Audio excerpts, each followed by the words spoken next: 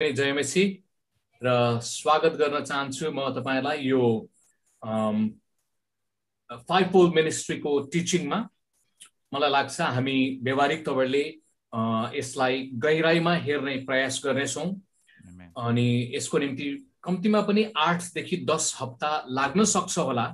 मैले हालसालै एनसीएफ को युथ संघको कार्यक्रममा मैले यो हरेक शनिबार यही टाइममा 8 हप्ता को समय लगाएर कम्प्लिट गर्ने गएको हप्तामा अनि तपाईहरुसँग यसरी जोडिन पाउँदाखेरि खुसी लागेको छ र विशेष जवान भाइहरुलाई तपाईको प्रेयर मिनिस्ट्री जो छ टावर टिम अनि विभिन्न ठाउँबाट मिलेर तपाईहरु युनाइटेड भएर हातेमालो प्रभुको निम्ति गर्नु भएको छ। मलाई त्यसमा खुसी लागेको छ। म खुसी व्यक्त गर्न चाहन्छु र तपाई जति पनि सहभागी विभिन्न ठाउँहरुबाट हुनु भएको छ तपाईलाई म धन्यवाद सहित यो एपिसोडमा स्वागत गर्न चाहन्छु। हाम्रो मुख्य तपाईले टाइटलमा देख्नु भएको छ कि हामीले अंग्रेजीमा फाइभ फोल्ड मिनिस्ट्री भनेर भनेका छौं। नेपालीमा यसलाई पञ्चदलीय सेवा पनि शब्द चलाइएको छ वा 5 पत्रे सेवा। 5 पाँचवटा पत्र, त्यो फूलको पत्रहरू को कारणले गर्दाखेरि 5 पत्रे भनेर भनिएको छ पञ्चदलीय। र मैले वर्षौंदेखि करिब 25 वर्ष अगाडिदेखि यो टिचिङ गर्दै गर्दाखेरि चाहिँ आत्मिक अगुवापनका वरदानहरू भन्ने शब्द चलाए। यो मूलतया यो 5 वटा गिफ्टलाई हामीले जो यो 8 हप्तामा 10 हप्तामा गहिरामा हेर्नेछौं, यिनीहरू चाहिँ मण्डलीलाई परमेश्वरले हाँक्नुको निम्ति, परमेश्वरको राज्यमा दिशा निर्देश गर्नको निम्ति टिमको रूपमा गरोस् भन्ने उद्देश्यले दिनु भएको भनेर हामी बुझ्नेछौं। तर आजको निम्ति म त्यो विषयवस्तुमा गएको हप्ताहरुमा चाहिँ म सिधै विषयवस्तुमा प्रवेश गरेको थिएँ, प्रेरितबाट सुरु गरेको। तर मलाई आज कस्तो लाग्यो भने म प्रेरितबाट सुरु गर्न चाहन्न। आउँदो हप्तामा हामी त्यो एफिसी 4 अध्यायको 11 पद जहाँ चाहिँ प्रेरितको बारेमा छ, अगमवक्ताको बारेमा छ, त्यसपछि प्रचारकको बारेमा छ, त्यसपछि पास्टर र शिक्षकको बारेमा छ, आउँदो हप्तादेखि हामी गहिराईमा जानेछौं। आज चाहिँ पहिलो कोरिन्थी 14 अध्यायको 1 पदबाट म सुरु गर्न चाहन्छु। पहिलो कोरिन्थी 14 अध्यायको 1 पद। पावलले हामीलाई एउटा रहस्य दिनुभएको छ र आजको मेरो शीर्षक त्यही पद अनुसार नै पनि हुनेछ। आत्मिक वरदानहरूले के फाइदा गर्छ? पावलले जो बताउनु भएको कुरालाई हामी हेर्नेछौं। म पढ्न चाहन्छु मुख्य पद आजको निम्ति। प्रेमलाई तिमीहरूको लक्ष्य बनाओ र आत्मिक वरदानहरूका निम्ति उत्कट अभिलाषा राख, विशेष गरी अगमबाणी बोल्नका निम्ति। हामी त्यो पदमा नै रहनेछौं, एक पदमा मात्रै। अवश्य पनि बाइबलले हामीलाई प्रेम हाम्रो क्रिस्चियन जीवनको लक्ष्य हो, प्रेम हाम्रो क्रिस्चियन जीवनको मुटु हो वा मेरुदण्ड हो भन्ने कुरा बताउँछ, त्यो संकेत दिन्छ, महत्त्वपूर्ण चीज हो। र प्रेमको बारेमा भन्दा पनि हाम्रो सन्दर्भको कारणले गर्दाखेरि हामी आत्मिक वरदानहरू भन्ने त्यो शब्दको बारेमा एकछिन चर्चा परिचर्चा गर्नेछौं। पावलले मण्डलीलाई लेख्दै गर्दाखेरि तिमीहरू प्रेमलाई तिमीहरूको लक्ष्य बनाऊ, ठीक छ, तर त्यसपछि आत्मिक वरदानहरूको निम्ति उत्कट इच्छा राख। एकदमै जसरी हामीले पानी तिर्खा लाग्यो भने पानी खोज्छौं, त्यो तीव्र चाहना, वा भोक लाग्यो भने खानाको पक्षी हामी लागेका हुन्छौं, वा जाडो भयो भने हामीले त्यो न्यानो कपडाहरू खोज्छौं, वा एकदमै गर्मी भयो भने हामी फेरि पौडी खेल्नलाई त्यो स्विमिङ एरियालाई खोज्छौं। त्यो तीव्र चाहना भए जस्तै स्पिरिचुअल गिफ्टको लागि पनि तिमीहरूले तीव्र चाहना गर, तिम्रो तीव्र अभिलाषा राख, त्यसलाई खोज्ने त्यो कुरा गर भनेर पावलले भन्दैछ। अब किन हामीले तीव्र चाहना राख्नु पर्ने? यसमा धेरै फाइदाहरू छ। फाइदा नभएको कारणले गर्दाखेरि चाहना राख भन्ने कुरा चाहिँ पावल जस्तो एकजना प्रोफेसर भनौं, प्रेरित भनौं, पास्टर भनौं, अगमवक्ता, तपाईलाई जे भन्न मन लाग्छ, एउटा राम्रो थियोलोजियन, ईश्वर शास्त्री, उहाँले किन चाहिँ यो कुरा हामीलाई जान्नु पर्छ, उत्कट इच्छा राख भनेर भन्नुभयो। अर्थात् अर्को तवरले भने आत्मिक वरदानहरूले, दान वरदानहरूले मण्डलीलाई वा हामीलाई के फाइदा गर्छ, हामी यो विषयमा हेर्नेछौं। अब यही कुराकानी गर्दै गर्दाखेरि बाइबलमा दान वरदान भनेर भन्दाखेरि हामीले ठूलो तवरले पनि हेर्नु पर्ने हुन्छ। परमेश्वरले दिनुभएका आत्मिक भनेर भन्दाखेरि जसले परमेश्वरको मूल्य मान्यता अनुसार संसारलाई हेर्छ उसले सबै कुरालाई आत्मिक देख्छ, आत्मिक नजरले हेर्छ। जो भौतिक छ, जो शारीरिक छ, उसले सबै कुरालाई त्यो आत्मिकै होस् त्यसलाई शारीरिक कुराले नै हेर्छ। त्यो अर्थमा हामीले आत्मिक वरदानहरू भनेर भन्दाखेरि अर्को पर्यायवाची शब्दलाई हेरौं, दान वरदानहरू। अझै संसारमा चलाइएका शब्दहरूलाई सिप खुबीहरू पनि भनेर बुझ्न सक्छौं। अझै अरू मानिसहरूले त्यसलाई योग्यता, क्षमता, अनुभव, दक्षता भन्ने शब्दलाई पनि लिएर आएर उनीहरूले पर्यायवाची शब्दको रूपमा यसलाई हेर्छन्। त्यसैले आत्मिक दान वरदानहरू भनेर भन्दाखेरि परमेश्वरले दिनुभएका आशिषहरू, त्यो भौतिक आशिष पनि हुन सक्छ, परमेश्वरको राज्यको वृद्धि र विकासको निम्ति गर्नलाई, ती आत्मिक भनिएको प्रत्यक्ष रूपमा ती कुरा पनि हुन सक्छन्।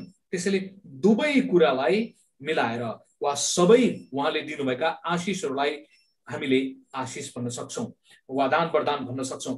अझै तोडाको उखान तपाईले मत्ती 25 अध्याय लेखिराख्नु होला। मत्ती 25 अध्यायमा प्रभु येशूले तोडाको उखान सुनाउनु भएको छ। मत्ती 25 अध्यायको 14 देखि 30-31 सम्म हामीले हेर्यौं भने त्यहाँ तोडाको प्रसंग आएको छ। त्यसैले दान वरदानहरूलाई तोडाको उखानको शब्द सापटी लिने भने तोडाहरू, प्रभुले दिनुभएका तोडाहरू पनि भनेर भन्न सक्छौं। अब मालिकले त्यो तोडा दिने बेलामा पहिलो व्यक्तिलाई बोलायो, 5 वटा तोडा दियो, दोस्रोलाई बोलायो, 2 वटा दियो, तेस्रोलाई बोलायो र 1 दियो। यसले हामीलाई के देखाउँछ भने संसारमा कुनै पनि मालिक भनेको परमेश्वर हो, त्यो नोकरहरू भनेको हामी हौं भनेर सम्झौं।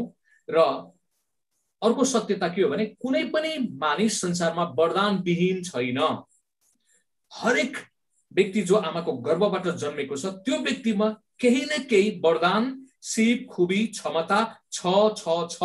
वरदान विहीन मान्छे संसारमा जन्मेकै हुँदैन। त्यसैले कसैकोमा धेरै होला, 5 वटा होला, कसैकोमा थोरै होला, 1-2 वटा होला, कसैकोमा 1 होला, तर शून्य के पनि नभएको भन्ने कुरा कोही पनि हुँदैन।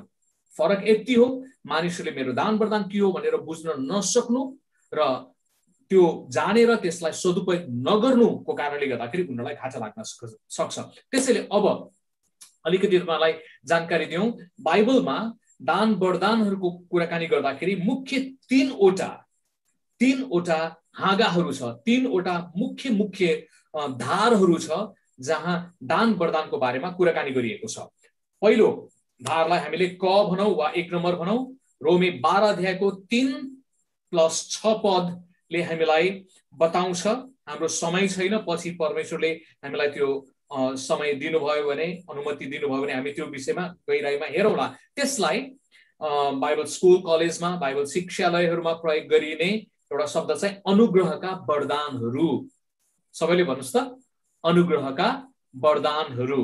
त्यो चाहिँ विशेष गरिकन संसारमा रहँदाखेरि व्यवहारिक किसिमका वरदानहरू हुन सक्छन्। हरेक व्यक्तिकोमा हुन सक्छ, घर-घरका हरेक सदस्यहरूमा, मण्डलीका हरेक सदस्यमा बेग्लै प्रकारका सिप, खुबी कुरा हुन सक्छ। यो संसारमा रहँदाखेरि हामीलाई ती कुराहरू चाहिन्छन्। दोस्रो प्रकारको वरदानको झुण्ड छ, ख नम्बर भनौं वा 2 नम्बरको झुण्ड भनेर भनौं। पहिलो कोरिन्थी 12 अध्यायको 4 देखि 11 पद। हाम्रो समय छैन, तर हाइलाइटको कुरा मात्रै अलिकति गुदी मात्र भनौं। त्यहाँ त्यो वरदानको झुण्डलाई आत्माका वरदानहरू भनेर भनिन्छ। अर्थात् पवित्र आत्माले मण्डलीका सदस्यहरूलाई, जसले प्रभु येशूलाई मुक्तिदाता र प्रभु भनेर स्वीकार गरेको छ, ती व्यक्तिहरूलाई परमेश्वरको राज्यको वृद्धि र विकासको निम्ति यी दान वरदानहरू दिनुहुन्छ। कतिपय वरदानहरूले आफ्नो वृद्धि र विकास पनि गर्न सक्छ, त्यसमा हामी पछि हेर्नेछौँ। त्यसैले आत्माका वरदानहरू, यो वरदानहरूलाई हामीले हेर्यौं भने 9 वटा छ। 9 वटा वरदानहरू छ। अनि त्यो वरदानहरू मध्ये हामीलाई थाहा छ अन्य भाषामा बोल्ने, अन्य भाषाको अर्थ लगाउने र अगमबाडी बोल्ने, यो लवज वरदान अनुसार अन्तर्गत पर्ने भयो। अर्को वरदान छ, त्यही भित्र पनि शक्तिको वरदान भनेर भनिन्छ। यो चाहिँ चङ्गाई गर्ने, आश्चर्य कर्म गर्ने र विश्वासको वरदान भनेर भनिन्छ। तीनवटा त्यो जुम्लिया टिम्लिया हिसाबले सँगै जान पनि सक्छ। त्यसपछि अर्को प्रकारको वरदान छ जसलाई प्रेरणा वा सूचनाको वरदान भनेर भनिन्छ। त्यो आत्माका वरदान अन्तर्गतको 9वटा वरदानमा पनि तीन-तीनवटा भागमा हामीले हाइलाइट मात्र गरेको। अनि त्यो सूचनाको वरदानमा आत्मा छुट्याउने वरदान, कोही व्यक्तिले अचम्मत्वले आत्मा छुट्याउने कुरा जान्न सक्छ, त्यो स्वर्गदूतबाट हो कि स्वर्गदूतको उपस्थिति उनीहरूले महसुस गर्न सक्छन्। भूत अशुद्ध आत्माको उपस्थिति तिनीहरूले थाहा गर्न सक्छन्, कसरी त्यसले काम गरिराखेको थाहा पाउन सक्छ। परमेश्वरको आत्माको उपस्थितिलाई उसले बुझ्न सक्छ र मान्छेको आत्मा, मान्छेको भावना, विचारबाट कसरी त्यो कुरा आइराखेको छ भनेर यो चारवटै आत्मा मध्ये कुन चाहिँबाट यो विचार आएको छ भनेर बुझ्न सकिन्छ। समय परमेश्वरले हामीलाई त्यो अनुमति दियो भयो भने हामी गहिराईमा त्यो विषयमा पनि पछि जानेछौँ। तर 8-10 हप्ता त हामीलाई यो पञ्चदलीय सेवा वा 5-fold मिनिस्ट्रीको लागि मात्रै लाग्न सक्छ। आज मैले त्यसको लागि झन्डै जगको एउटा फाउन्डेसनको कुरा चाहिँ बसालिराखेको छु। र अर्को हाम्रो यो 8 हप्ता वा 10 हप्ता को लागि फोकसको विषय चाहिँ एफिसी 4 अध्यायको 11 पदमा यो छ। हामी सबैजनाले यो पदलाई चाहिँ पढ्नेछौँ है त। हाम्रो यो 8 हप्ता वा 10 हप्ताको निम्ति यो मुख्य विषय भएको कारणले गर्दाखेरि चाहिँ हामी यसलाई हेर्नेछौँ। यसलाई 5 पत्रे सेवा पनि भन्न सकिन्छ। एफिसी 4 अध्यायको 11 र 12 पद पल्टाउँदै गर्नुहोला। 5 पत्रे सेवा भनिन्छ वा सेवाका 5 वरदान पनि भन्न सकिन्छ। यसलाई पञ्चदलीय सेवा का कुरा पनि प्रयोग गरिएको छ। त्यसपछि अंग्रेजीमा 5-fold भनेर हामीले हेरिसकेका छौं र आत्मिक अगुवापनका वरदानहरू भनेर यो शब्द पनि मैले चलाइराखेको छु। आत्मिक अगुवापनका वरदानहरू हामी एफिसी 4 अध्यायको 11 र 12 पदलाई पढ्नेछौं र मैले थाहा पाए अनुसार हाम्रो भाइहरू तयारी हुनुहुन्छ। तपाईले यो पद एफिसी 4 अध्यायको 11 र 12 पद चाहिँ पढ्दिनु होला है। इन्डियाबाट हाम्रो कोअर्डिनेटर भाइ जो हुनुहुन्छ, हाम्रो युट्युब र हाम्रो यो यसको लागि लाइभलाई सहयोग गर्नुभएको भाइले पढ्दिनु है त। हुन्छ, तपाईले मेरो आवाज सुन्दै हुनुहुन्छ है? हजुर। एफिसी 4 को 11 र 12 मा यसरी लेखिएको छ, अनि उहाँका वरदानहरू चाहिँ यिनै हुन् कि कोही प्रेरितहरू, कोही अगमवक्ताहरू, कोही प्रचारकहरू, कोही मण्डलीका पास्टरहरू र कोही शिक्षकहरू बनुन् कि ख्रीष्टको शरीर निर्माण होस् र सेवाको काम गर्न सन्तहरू सुसज्जित हुन्। Amen amen. Thank you. र यो 5 वटा जो छ, प्रेरित, अगमवक्ता, प्रचारक, पास्टर र शिक्षक, हामी त्यो भनेको के हो अनि त्यो कुरालाई हामी गहिराईमा नै हेर्ने प्रयास गर्नेछौँ। म आशा गर्छु यो 8 हप्ता प्लस विकले हामीलाई धेरै मद्दत गर्न सक्नेछ। तर आजको निम्ति हामी आत्मिक वरदानहरूले के फाइदा गर्छ, किन यो शिक्षा हामीलाई आवश्यक छ, यो शिक्षा बुझेको खण्डमा के हुन सक्छ भनेर हामी हेर्नेछौँ। बुदा नम्बर 1, प्रभु येशूले भन्नुभयो यूहन्ना 8 अध्यायको 32 पदमा, सत्यले हामीलाई स्वतन्त्र पार्छ। जब हामीले यो टिचिङ दान वरदान के हो भनेर बुझ्नेछौँ, यसले हामीमा भएको वरदान के हो भनेर बुझ्नलाई मद्दत गर्छ, अरू व्यक्तिमा भएको वरदान के हो भनेर बुझ्नलाई मद्दत गर्छ। राम्रोसँग तपाईले यो शिक्षालाई ध्यान दिनुभयो भने तपाईको आफ्नो वरदान बुझ्नेछ र अरूको वरदान पनि के हो भनेर बुझ्न सक्नुहुन्छ। र हाम्रो शक्ति कहाँ छ र हाम्रो कमजोरीपना कहाँ छ भन्ने कुरा पनि यसले मद्दत गर्छ। र हामी स्वतन्त्रपूर्वक, विशेष गरिकन जब हामी थाहा पाउँछौँ सत्यले हामीलाई स्वतन्त्र बनाउँछ, ढुक्क हुन्छ, हामी ढुक्क हुन सक्छौँ, कुनै बन्धनमा, अलमलमा, अनिश्चित अवस्थामा कहिले पनि बस्नु पर्दैन। यसले हामीलाई स्वतन्त्रता लिएर आउन सक्छ। स्वतन्त्रता, खुसी, त्यो सँगसँगै आत्मबल बढाउने कुरा लिएर आउन सक्छ, निश्चयता, ढुक्कपना हुन सक्छ। पावलको वरदान प्रभुले दिनुभएको उसलाई बोलाउट चाहिँ ऊ अन्य जातिहरूको निम्ति प्रचारक हो भनेर उसले बुझेको थियो र त्यो कारणले गर्दाखेरि अईसाईहरूको बीचमा जानलाई उसलाई डर लागेन। सबै प्रकारको बाधा विघ्नहरू आउँदा आउँदै पनि यी सबै कुराको बावजुद ऊ गयो, स्वतन्त्रता पूर्वक गयो। ऊ प्रेरितहरूले सुरुमा चिनेको थिएन, प्रेरितहरूले उसलाई स्वीकार पनि गरेका थिएन। 12 जना अरू पुराना अग्रज भनेका मान्छेहरूले शंका गरेका थियो, यो बुढो मान्छे, यो मान्छे बौद्धिक छ, दिमागी छ, पहिला हत्या गरेको, त्यसैले त्यही नजरले उसलाई हेरिराखेको थियो। तर उसले आफ्नो वरदानलाई चिनेको थियो, उसले आफ्नो बोलाउटलाई बुझेको थियो। अगमबाणी तपाईले प्रेरित 8 अध्यायमा दरोसँग परमेश्वरको उसँग जम्का भेट भएको छ। अनि अगमबाणी तपाईले कोही व्यक्तिले आएर हननियासले अगमबाणी पनि गरेको छ उसको बोलाउटको बारेमा। परमेश्वरले हननियासलाई प्रकट गर्नुभयो अनि यो कुरा जानेर स्वतन्त्रता पूर्वक आत्माको स्वतन्त्रतामा है उसले सेवकाई गर्यो। त्यसैले स्वतन्त्रता, जहाँ परमेश्वरको आत्मा हुन्छ त्यहाँ स्वतन्त्रता हुन्छ, जहाँ स्वतन्त्रता हुन्छ त्यहाँ आनन्द उमङ्ग हुन्छ। अनि यसले निश्चयता हामीलाई बनाउन सक्छ। मेरो आफ्नो कुराकानी गरौँ। 1992 सालमा म अमेरिकामा बाइबल कलेजको निम्ति जाँदै थिएँ। जाने क्रममा नै मलाई जसले पठाउनलाई स्पोन्सर गर्नुभएको थियो त्यो ग्रुप उहाँ अमेरिकन हुनुहुन्थ्यो।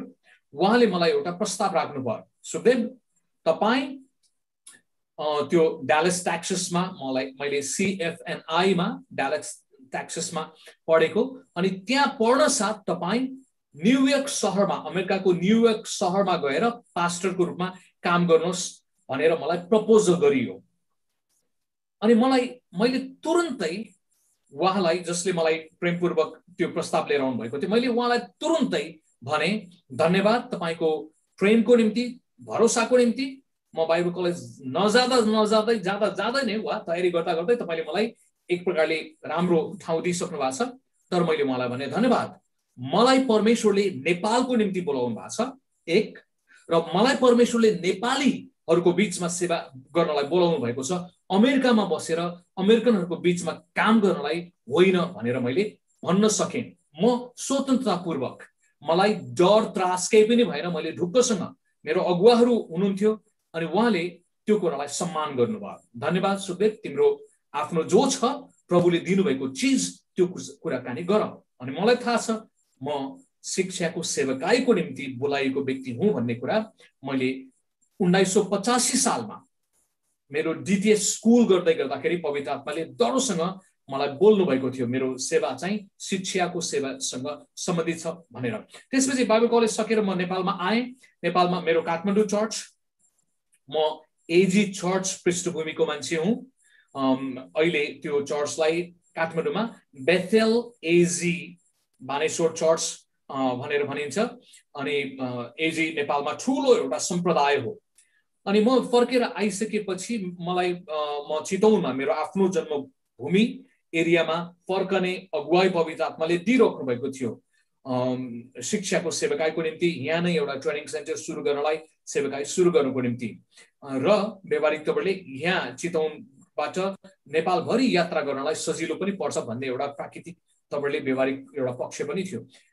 तर म जसै चितवन आउने भनेर तयारीको निम्ति प्रार्थना गर्दै थिएँ, मेरो पास्टर सामुएल बोम्जनले फेरि एउटा अनुरोध गर्नुभयो। उहाँले प्रस्ताव राख्नुभयो, सुखदेव तिमी चितवन नजाऊ, चितवनमा जाँदाखेरि तिमीले जिरोबाट सुरु गर्नुपर्छ, सबै आफूले सुरु गर्नुपर्छ, बरु तिमी यही चर्चमा बस, म अमेरिका अब पढ्न जान्छु र म फर्केर आएपछि पनि यो जिम्मेवारी तिम्रो हातमा हुन्छ, तिमीलाई पुरै अधिकार दिएर जान्छु, तिमी बस, पास्टरको रूपमा काम गर र हाम्रो अन्य कुराहरूलाई पनि हेर। राम्रो प्रस्ताव उहाँले दिनुभयो। तर अब उहाँले झन्डै मलाई करिब 12 वर्ष जस्तो नै उहाँले त्यो चर्चमै बसेर काम गरोस् भन्ने उहाँको चाहना थियो। त्यो भएपछि मैले उहाँलाई भने, पास्टर बाबु धन्यवाद, मलाई 6 महिनाको समय चाहिँ दिनुहोस् न त, किनभने म चितवन जानलाई तयारी गर्दैछु। तर 6 महिना यो तयारी गर्दै गर्दा 6 महिनाको समय दिनुहोस्, म प्रार्थना गरेर तपाईँलाई निर्णय दिउँला। घरमा आएँ, प्रार्थना गरेँ। मलाई 6 दिनभित्रमा म निश्चित थिएँ म पास्टरको सेवाको निम्ति बोलाएको मान्छे होइन, म शिक्षाको सेवकाईको निम्ति बोलाएको व्यक्ति हुँ। त्यसैले उहाँले मलाई जो दिनुभएको थियो, मैले फेरि उहाँलाई भने, पास्टर बाउ, त्यो बेलामा पास्टर बाउ भन्ने चलन थिएन, आजभोलि धेरै फर्मालिटीका कुराहरू आए, पास्टर बाउ, रेभरेन्ड भन्ने, हामीले दाजुभाइ भन्ने शब्द चलाउँथ्यौँ। मलाई त्यो मनपर्छ, मिठो लाग्छ, दाजुभाइ नै। अनि दाइ, मलाई चाहिँ प्रभुले चितवनमा नै बोलाउनु भएको छ, मलाई काठमाडौँ बस्ने अगुवाई भएको छैन, म जानुपर्छ भने 6 दिनभित्रमा। अनि उहाँले त्यो कुरा महसुस गर्नुभयो, ठिक छ त्यसो हो भने राम्रोसँग जाऊ भनेर उहाँले आशीर्वाद सहित बिदा दिएर मलाई चितवनमा पठाउनु भयो, चर्चबाट पनि आशीर्वादको साथमा। त्यसैले तपाईको आफ्नो वरदान यो हो, बोलाउट यो हो भन्ने कुराले तपाईलाई निश्चयता दिन्छ, स्वतन्त्रता पनि आत्मामा दिन्छ, र त्यो स्वतन्त्रतामा तपाई अगाडि बढ्न सक्नुहुन्छ। बाइबल भरि मानिसहरू स्वतन्त्रतापूर्वक आफ्नो दान वरदानलाई प्रयोग गरेर अगाडि बढेको हामी देख्छौँ। आज हाम्रो वरदानलाई पनि हामीले चिन्यौँ भने यसले हामीलाई आत्मामा र कतिपय तपाईले व्यवहारिक तपाईले स्वतन्त्रता दिन्छ। हामी दोस्रो बुदामा जानेछौँ। दोस्रो बुदामा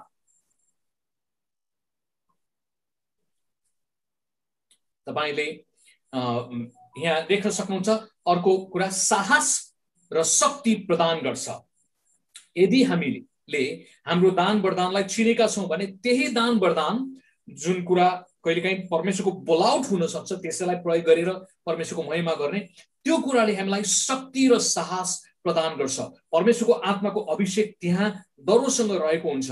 प्रेरित 1 अध्यायमा तपाईले याद गर्नुभयो भने, विशेष गरिकन यो 2 अध्यायको 13 देखि 19 पदमा जब मानिसहरू पवित्र आत्माले भरिए, पवित्र आत्माले भरिसकेपछि त्यहाँ उनीहरू अन्य भाषामा बोल्दै थिए। मानिसहरूले परमेश्वरको महिमा प्रशंसाका कुराहरू सबैले त्यो गर्न थाल्यो। सारा भिड जम्मा भएको छ। अनि केही भिडका मानिसहरूले खिसी गरेर भने, ओइ यिनीहरू त जाडले मातिएका छन्, यिनीहरू मत्थुहरू त्यसै हल्ला गरिरहेछन्, बिहानै बिहानै यिनीहरूले पक्ला पानी पिएछन्।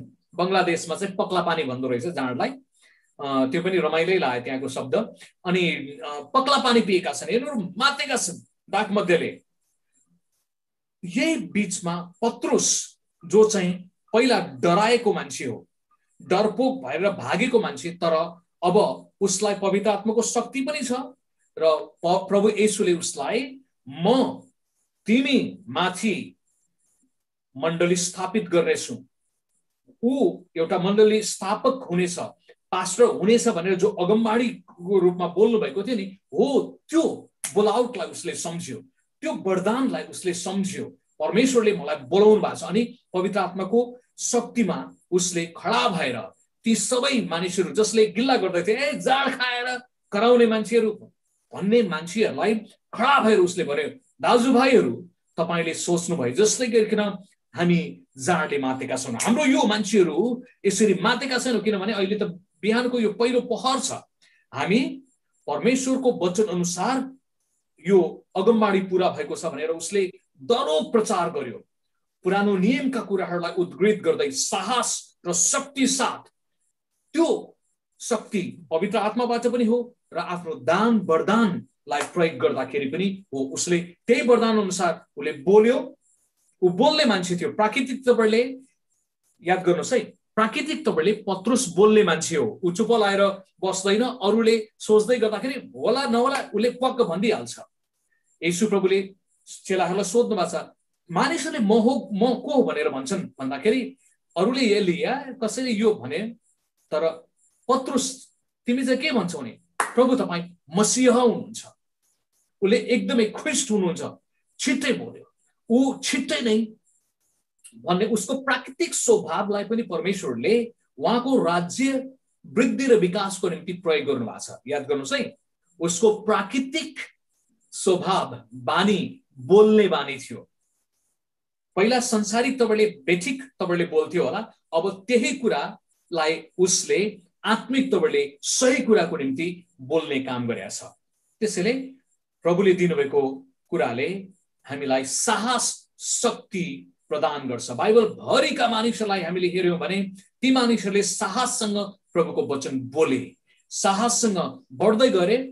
बोल्दै गर्दाखेरि प्रेरितहरूको वृद्धिलाई हामीले प्रेरितको पुस्तकमा हेर्यौं भने मण्डलीको वृद्धि उनीहरूको साहस र शक्तिले गर्दाखेरि, परमेश्वरको कुरालाई तिनीहरूले बुझेको कारणले गर्दाखेरि भएको देखिन्छ। त्यसैले हामीमा यसले साहस र शक्ति लिएर आउँछ। म शिक्षाको सेवकाईको निम्ति बोलाइएको मान्छे हुँ। जब मानिसहरूले मलाई शिक्षाको निम्ति बोलाउनुहुन्छ, यसले मलाई साहस दिन्छ र परमेश्वरको म बाटो हेर्छु, अनि त्यो प्रयोग गर्दाखेरि यसले मलाई शक्ति पनि प्रदान गर्छ। हाम्रो गवाईद्वारा हामीले हामीसँग भएका दान वरदानको प्रयोग गर्दाखेरि यसले हामीलाई शक्तिवान तुल्याउँछ, साहसी तुल्याउँछ र यो साहसले अरूलाई पनि साहस र शक्ति प्रदान गर्न सक्छ। तेस्रो बुदामा जाउँ। त्यसैले दान वरदानहरूको बारेमा हामीलाई एकदमै जान्न आवश्यक छ। प्रेरित 3 अध्यायमा एकछिन याद गरौँ है त। एकपल्ट स्क्रिन आउट गरेर फेरि शेयर गरिदिनुस् त, सबै केरियो।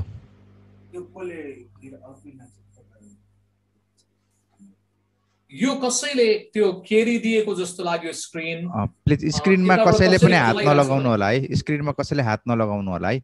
एकपल्ट स्क्रिन आउट गरेर फेरि शेयर गर्नुस् त प्लिज। स्क्रिनमा कसैले हात नलगाउनु होला, पार्टिसिपेन्ट जति नै हुनुहुन्छ।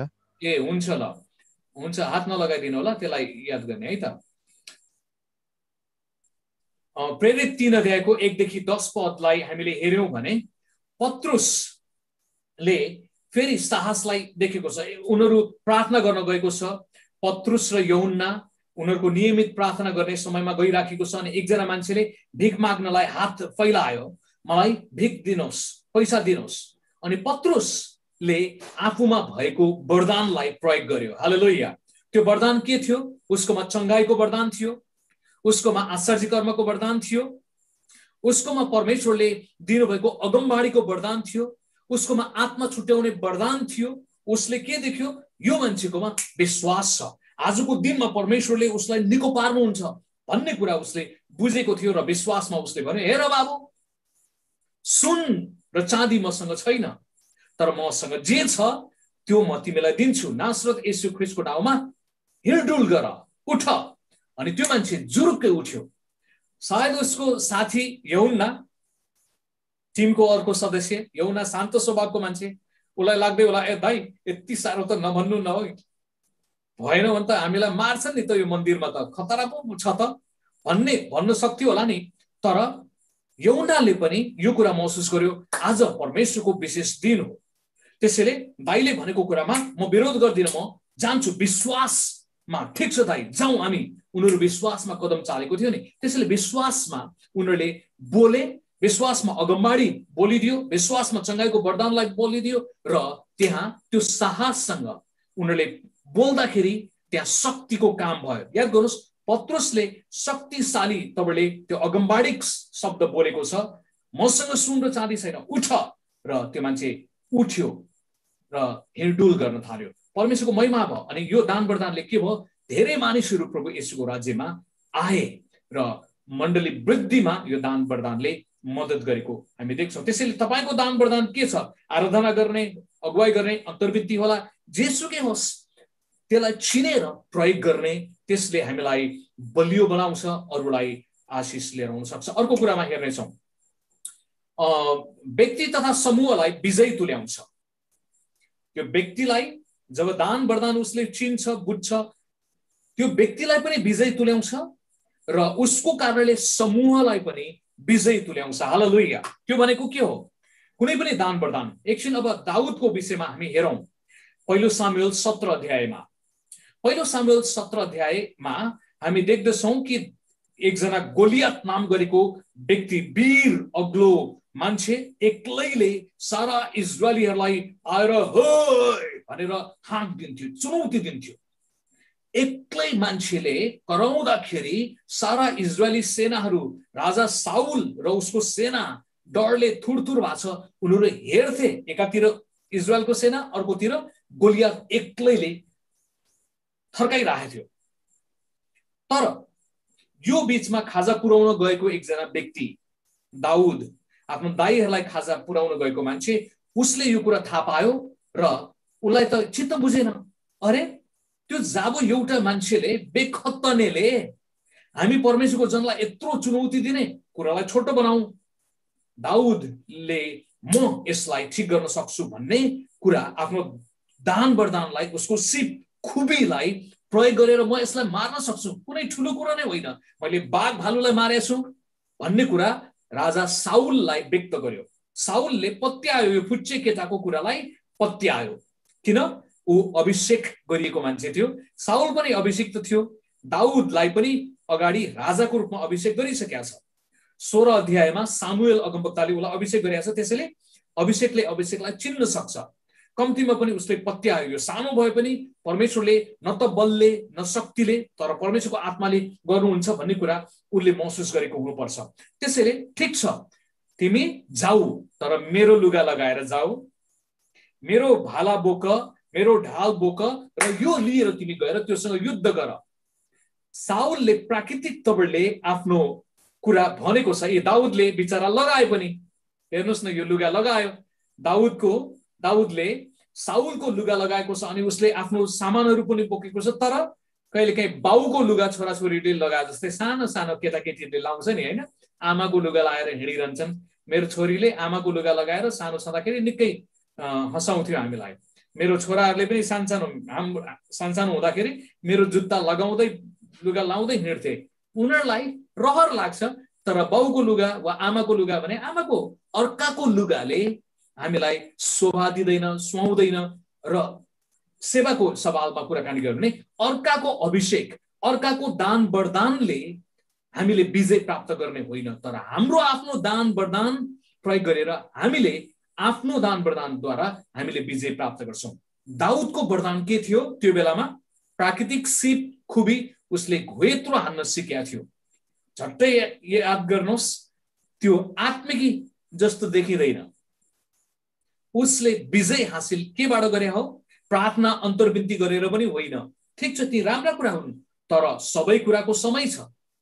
उसले आफ्नो प्राकृतिक सिप खुबी क्षमता जो जानेको थियो, वर्षौंदेखि घुएत्रो हान्न सिकेको थियो, त्यो घुएत्रो हान्यो र ठिक उसको निधारमा लाग्यो र घुमा घुमा के मारा भनेर हाम्रा नानीहरूले गाउँछ हैन त।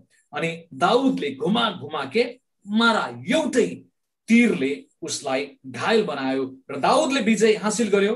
हालेलुया। दाउदले व्यक्तिगत तवरले गोलियतलाई जित्यो र उसकै तरबार लिएर त्यसको टाउको काटिदियो र त्यसको शिर बोकेर उसले विजय उत्सव मनायो। र त्यो दाउदको व्यक्तिगत विजयले केवल उसलाई मात्र विजय दिएन, तर सारा इजरायलीहरूले पनि यो जित कसको भनेर उफ्रिन थाल्यो, रमाइलो गर्यो। कहिलेकाहीँ फुटबल खेल्दाखेरि सानसाना बच्चाहरू ए भनेर हुर्रे भनेर उफ्रिन्छ नि, खेल्ने भन्दा पनि बढी एक्साइटेड बच्चाहरू भए जस्तै धेरै अरू व्यक्तिहरूले पनि विजय उत्सव मनायो। त्यसैले हाम्रो वरदान जे छ, काम गर्नेले काम गर्ने, पैसा कमाउनेले पैसा कमाउने होला, अगमबाडी गर्नेले अगमबाडी, शिक्षा दिनेले शिक्षा दिने, पास्टरको काम होला, जे छ आफ्नो क्षेत्रमा सबैले आफ्नो वरदान प्रयोग गरेर त्यसले हामीलाई व्यक्तिगत तवरले विजय तुल्याउने भयो र त्यसैले नै समूहलाई पनि ठूलो विजय दिन सक्छ। त्यसैले प्रियहरू, हामीले मसँग त यो छैन त्यो छैन भनेर तुलना गर्नुहुन्न। मसँग जे छ म यसलाई चलाउँछु भनेर यो आत्मिक दान वरदानहरूलाई चलाउनु पर्छ। अनि हामीले तुलना पनि गर्नुहुन्न। धेरै पटक मान्छेहरूले तुलना पनि गर्छन् र यो पनि गल्ती हो। र तुलनाले गर्दाखेरि हामीले हेरिराखेका कुरा भन्दा ठ्याक्कै उल्टो हुन्छ। खुसी उमङ्ग दिँदैन, यसले डाह जलन लिएर आउँछ, अशान्ति लिएर आउँछ, कम्पिटिसनको भावना लिएर आउँछ। तर साँचो तवरले जब परमेश्वरको कुराहरूलाई हामीमा चिन्छौँ, अरूमा चिन्छौँ, यसले आनन्द उमङ्ग र सहकार्यताको आत्माको विकास गर्छ। अर्को बुदामा जानेछौँ। सबैले प्रयोग गर्दा झन् ठूलो आशिष लिएर आउँछ। कुनै पनि दान वरदानलाई सबैले मिलेर प्रयोग गर्ने हो भने त्यसको शक्तिशाली प्रयोग हुन्छ। प्रेरित 2 अध्यायको 4 पदमा हामीले हेर्यौं भने, अनि तिनीहरू सबैजना पवित्र आत्माले भरिए र पवित्र आत्माले तिनीहरूलाई दिनुभएको उच्चारण बमोजिम तिनीहरू अन्य भाषाहरूमा बोल्न लागे। तपाईले यही 2 अध्यायलाई राम्रोसँग याद गर्नुभयो भने मानिसहरू सबै मिलेर 120 जना मानिसहरू छन् त्यहाँ, सबै मिलेर परमेश्वरको स्तुति प्रशंसा गरेका छन्। त्यहाँ प्रेरितहरू पनि छन्, त्यहाँ नयाँ अरू व्यक्तिहरू पनि छन् र सबै मिलेर 70 जनाको बीचमा भएका वा 2-2 जना भएका महिला पुरुष हरेक व्यक्तिहरू त्यहाँ छ र सबै मिलेर एकैचोटि त्यसलाई प्रयोग गर्यो र यसो गर्दाखेरि अभियान बन्यो। सबैले प्रयोग गर्दाखेरि के हुन्छ? अभियानको रूपमा अगाडि बढ्छ, अभियानमा शक्ति छ। अहिले एक थुकी सुकी 100 थुकी नदी भन्छौं नि हामी। एकजनाले मात्रै त्यही कुरा भन्नु र धेरै मान्छेले त्यही कुरा भन्नुमा शक्तिशाली छ। एकजनाले मात्रै एउटा आवाज उठाउनु र धेरै मान्छेले त्यो कुरालाई आवाज उठाउँदै गर्नुमा शक्तिशाली छ। त्यसैले सबैले प्रयोग गर्दाखेरि यसले आशिष लिएर आउँछ। एक दुईजनाले मात्र भयो भने अलमल होला वा प्रश्न होला, विभिन्न चिज शंका उपशंका होला, तर सबैले गर्दाखेरि इनर्जीले सिनर्जी पैदा गर्छ। एउटा शब्द याद गर्नुहोस् है, सिनर्जी। सिनर्जी भनेको के हो भने combine energy. Energy energy energy energy is equal to synergy. Combine energy हुन्छ र कम्बाइन रूपमा संयुक्त रूपमा काम गर्दाखेरि झन् यो शक्तिशाली हुन्छ, यसले ठूलो काम गर्न सक्छ। म तपाईलाई अर्को रहस्य बताइदिउँ। यो प्रेरित 2 अध्यायमा जब यिनीहरूले अन्य भाषामा बोल्न थाले, त्यो कुरा मानिसहरूले सुनेर प्रशंसा स्तुति नयाँ भाषा सुनेर सारा भिडहरू त्यो आवाज आएतर्फ खिचियो। राम्रो हल्लाले भिडलाई एटेन्सन ड्र गर्छ। राम्रो हल्लाले वा तपाईले ठूलो तवरले चर्के गीत गाउनुहुन्छ, बजाउनुहुन्छ, ठूलो स्वरले कराउनुहुन्छ, हाँस्नुहुन्छ, मानिसहरू तपाईतर्फ आउँछन्। तपाई शान्त गतिमा धीमा तवरले रुनुभयो, तपाई सुटुक्क काने खुसी तवरले बोल्नु भयो, कसैले नबुझ्ने गरिकन राम्रै कुरा बोल्नु भयो भने मान्छेहरू सुन्ने पक्षमा छैनन्। भिडले ठूलो आवाज तिनीहरूले गरेर बोल्दाखेरि, प्रशंसा स्तुति गर्दाखेरि त्यही अन्य भाषा के रहेछ यो नयाँ भनेर भिड खिचियो।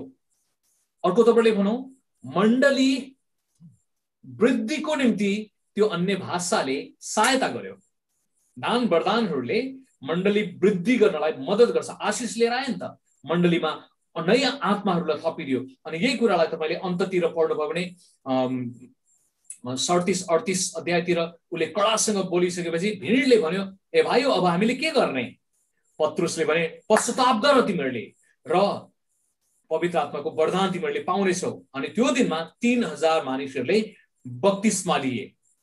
दान वरदानहरूको प्रयोगले मण्डली वृद्धिको लागि आशिषको ढोका खोलिदियो नि त। आशिष लिएर आयो, मण्डलीमा नयाँ आत्माहरू आयो। त्यसैले यो सानो स्केलमा होस् वा ठूलो स्केलमा होस्, प्रभुले दिनुभएका दान वरदानहरू प्रयोग गर्दाखेरि यसले आशिष ल्याउँछ ल्याउँछ ल्याउँछ। ढिलो छिटोको कुरा हो, हामीले कहिलेकाहीँ नतिजा तुरुन्तै हेर्न खोज्छौँ।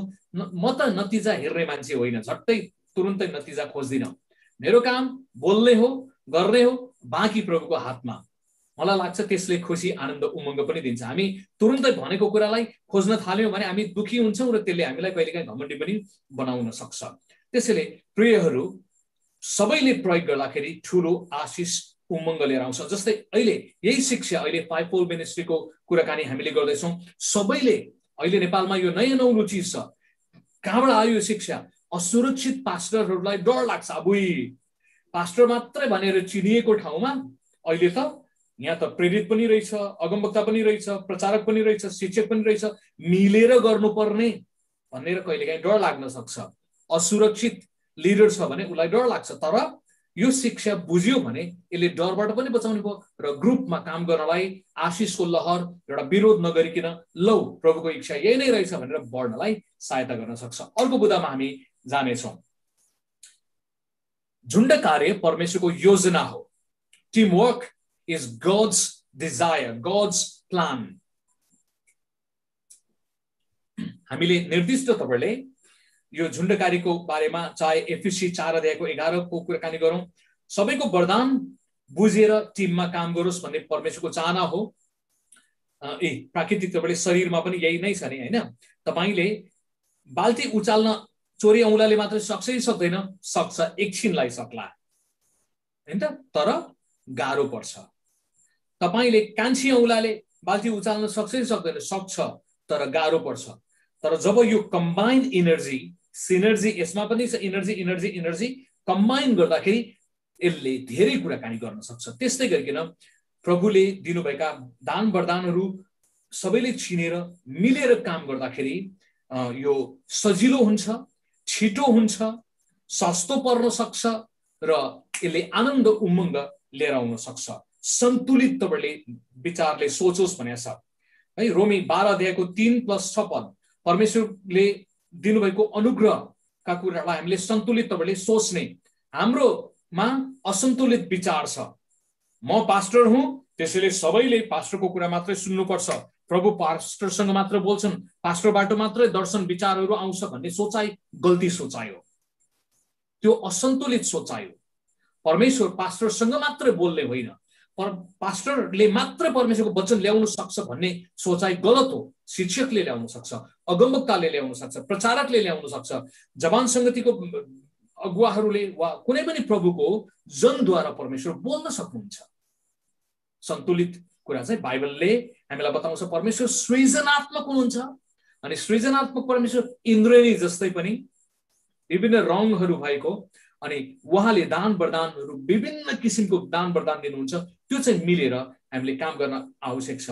पहिलो कोरिन्थी 12 अध्यायको 27 पद हामी पढ्नेछौँ है त, सबैजना मिलेर पहिलो कोरिन्थी 12 अध्यायको 27 पदलाई पढ्नेछौँ र मलाई हाम्रो भाइले माइक्रोफोनबाट पढिदिनु भयो भने चाहिँ सजिलो होला, अरूहरूले आफ्नो ठाउँमा पढ्न सक्नुहुन्छ। पहिलो कोरिन्थी 12 अध्यायको 27 पद ख्रीष्टको शरीर मिलेर गर्नुपर्छ भन्ने यसरी लेखिएको छ, तिमीहरू ख्रीष्टका शरीर हौ र हरेक त्यसका अङ्गहरू हौ।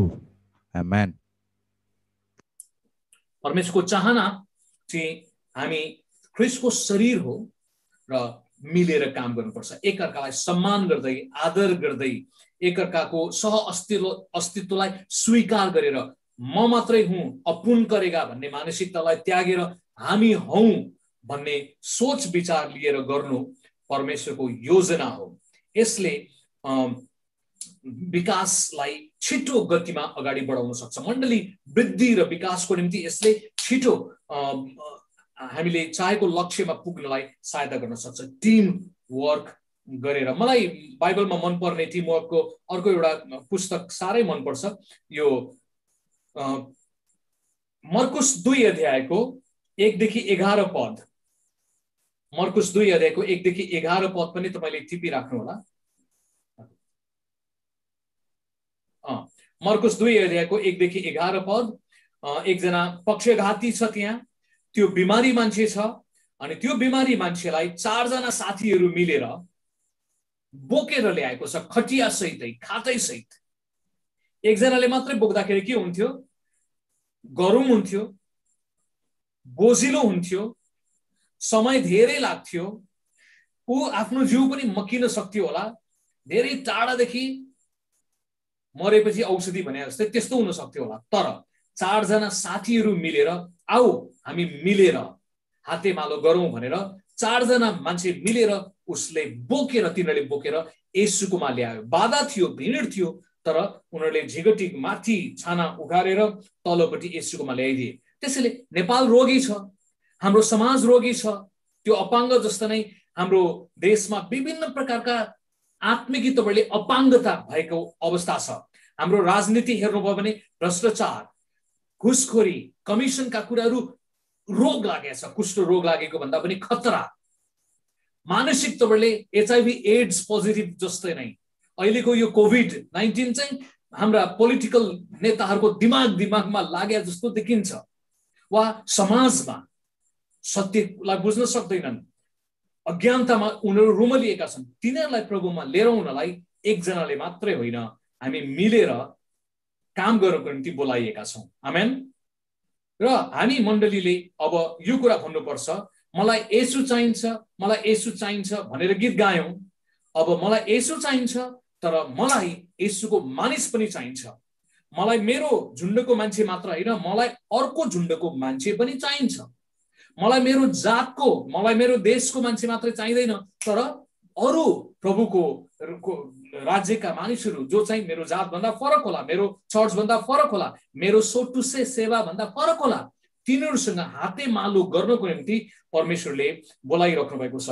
म यो अर्थमा खुसी छु हाम्रो यो प्रेयर टिमसँग परमेश्वरले तपाईहरूलाई एउटा कोअर्डिनेटरको रूपमा विभिन्न सेवाका व्यक्तिहरूलाई, विभिन्न कुनामा रहेका व्यक्तिहरूलाई एउटा जोडिदिने पुल मिलापको सेवा गर्नलाई अनि यो सेवाद्वारा परमेश्वरको आशिषको लहर लिएर आउनलाई प्रयोग गरिराख्नु भएको छ। अनि मलाई खुसी लागेको छ हामी इन्डियाबाट छौँ, मलेसियाबाट छौँ, विभिन्न देश नेपालको विभिन्न जिल्लाहरूबाट यसरी आएका छौँ र हामीले एउटा लक्ष्यको साथमा बुझ्न परमेश्वरको चाहना के छ त नेपालको लागि, परमेश्वरको चाहना के छ त नेपालीहरूको लागि, संसारको निम्ति, राजनीतिमा, सामाजिक क्षेत्रमा, अन्य क्षेत्रमा के छ चाहना हामीले बुझ्ने, प्रार्थना गर्ने त्यो मन लिइराखेका छौँ। राम्रो कुरा हो, हामी प्रार्थनामा जोडिँदैछौँ र अब शिक्षाबाट पनि यो कुरा के छ भनेर बुझेर अगाडि बढ्दैछौँ। यसले मलाई लाग्छ एक दिन ठुलो तहल्का मच्याउन सक्छ। यो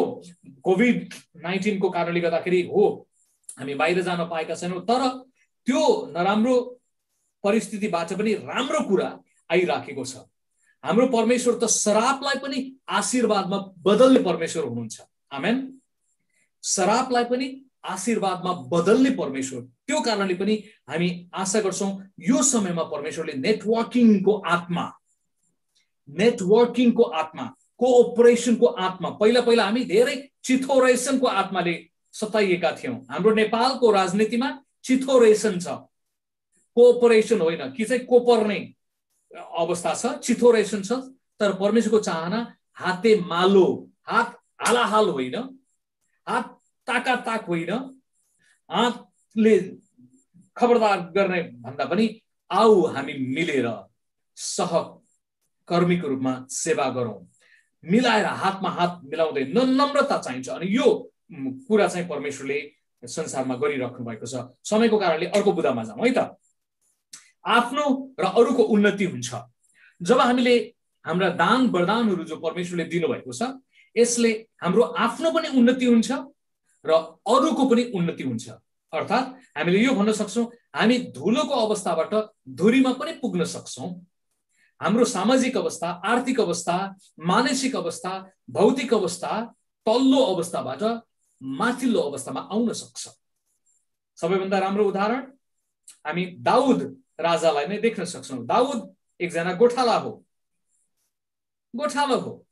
गरिब एकजना व्यक्ति, आर्मीमा भर्न योग्यको बलियो मान्छे पनि थिएन, ऊ फुच्चे थियो। तर परन्तु हालेलुया उसकोमा केही दान वरदानहरू छ नि। उसकोमा एउटा वरदान के छ? उसकोमा संगीतको वरदान छ, आराधनाको वरदान छ, साहित्य सृजनाको वरदान छ। उसले त्यो गीत जंगलमा भेडा बाख्रा चराउँदै गर्दाखेरि हालेलुया ओ प्रेज द लर्ड उसले गाइरहेछ, रेटिरहेछ, आफ्नै धुनमा गाइरहेछ। अनि त्यो संगीतले उसलाई के दियो? आनन्द दियो, उमङ्ग दियो। संगीत उसको एक्लोपनाको औषधिको रूपमा पनि काम गर्यो नि। उसको मनको दिगदारी, फ्रस्ट्रेसन, चोटका कुराहरू उसले संगीत साहित्यमा व्यक्त गर्यो। हामीले भजन सङ्ग्रह भरि नै उसको तिता मिठा सबै अनुभवहरू पोखेको हामी देख्छौँ। साहित्यद्वारा उसले, सृजनाद्वारा त्यो कुराहरू व्यक्त गर्यो। साहित्य, संगीत उसको साथी बन्यो। एक्लै थियो नि त, भाइहरूले पनि हेप्ने। बाउले त छोरो भनेर गनेको थिएन, किनभने इसाईलाई परमेश्वरले भन्नुभएको थियो अगमवक्ता सामुएलद्वारा, तिम्रो सबै छोरा लिएर आऊ, परमेश्वरले तिम्रो परिवारबाट एकजना राजा नियुक्त गर्नु भएको छ, चाहनु भएको छ। इसाईले दाउदलाई बाहेक अरू सबै छोराहरूलाई लिएर आयो। किन? इसाईले मेरो यो गोफले, यो फुच्चेले के हुन्छ हुँदैन, उसले आफ्नै बाउले अन्डर एस्टिमेट गरेको थियो नि त। तर त्यो चोट सायद उसले गीतद्वारा, संगीतद्वारा परमेश्वरलाई व्यक्त गरिरहेको थियो, आराधना गर्ने को कुरा। अनि गोठालोलाई साहस, उसले आफ्नो घोइत्रो हान्ने कुरा अभ्यास गरिराखेको छ। भालु आउँदा, बाघ आउँदा त्यसले त्यो हिर्काएर तिरो लगाएर ड्याममै मारिदिने काम अनुभव गरिरहेको थियो नि। ठ्याक्कै सिपालु, घोइत्रो हान्नलाई सिपालु, अनि जुध्नलाई पनि सिपालु, मुखबाट थुत्नलाई सिपालु, साहसको एकजना मान्छे थियो। त्यही वरदानलाई उसले प्रयोग गर्यो। उसले आफ्नो कुरा राजाकोमा पनि त्यो विचार गयो, थाहा पायो। राजाले भन्यो ठिक छ बाबु जाऊ। अघि हामीले हेरिसकेका छौँ। र उसले आफ्नो वरदान प्रयोग गरेर गोठालो मान्छे राजा बन्यो। हालेलुया। गोठालो मान्छे राजा भएको छ। त्यसैले जब हामी इमानदारीतापूर्वक हामीमा भएको सिप, खुबी, वरदान, तोडाहरूलाई प्रयोग गर्छौं, यसले हाम्रो अवस्थालाई माथि माथि माथि लैजान सक्छ। अरू केही उदाहरणहरू हेरौँ है त। अर्को चित्रमा जाउँ। पास्टर रोबर्ट कार्थक 21-22 वर्षको कलिलो उमेरको केटा हुँदाखेरि उहाँले कालिम्पोङ छोडेर आउनुभयो। कालिम्पोङको एउटा सानो गल्लीमा उहाँको घर हो। कालिम्पोङमा त्यो बेलामा कसैले पनि चिन्दैन थियो उहाँलाई।